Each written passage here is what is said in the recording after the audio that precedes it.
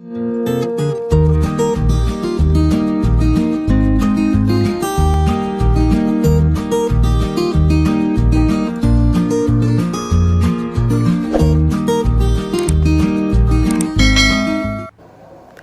الفل والجمال على الناس الحلوة. النهاردة هنعمل مع بعض وصفة حلوة قوي، وهي الرز بالجمبري.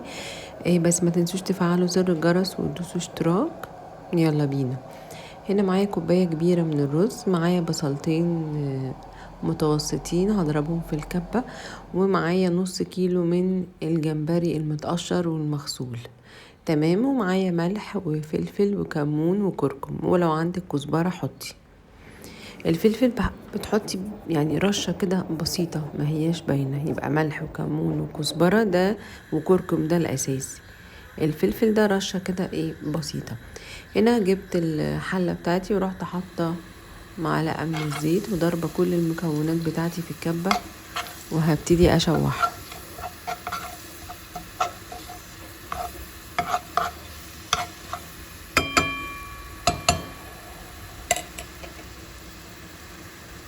هستنى بقى لغاية ما البصلاية تغمق خالص خالص خالص وتبقى لونها اللون البني، عشان بعد كده هبتدي انزل بالجمبري.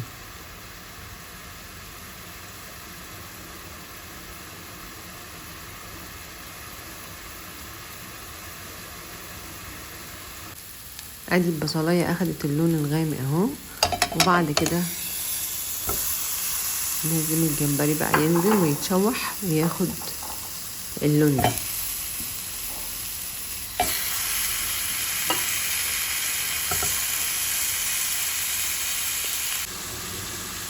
هنا اهو شوحت الجمبري تمام، وبعد كده رحت حاطه كوبايه الرز بتاعتي، برضه هبتدي اشوح الرز مع الجمبري والبصلايه عشان الرز برضه ياخد اللون والطعم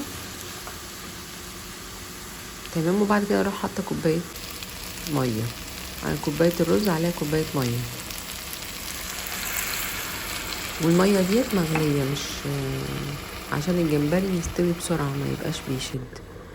واروح بعد كده مغطياه تمام. هسيبه بقى على يستوي على الرده، وبقى معايا احلى طبق جمبري تحفه يا جماعه. طعمه جميل جدا جدا وما فيهوش حاجه، ووصفه سهله جدا جدا.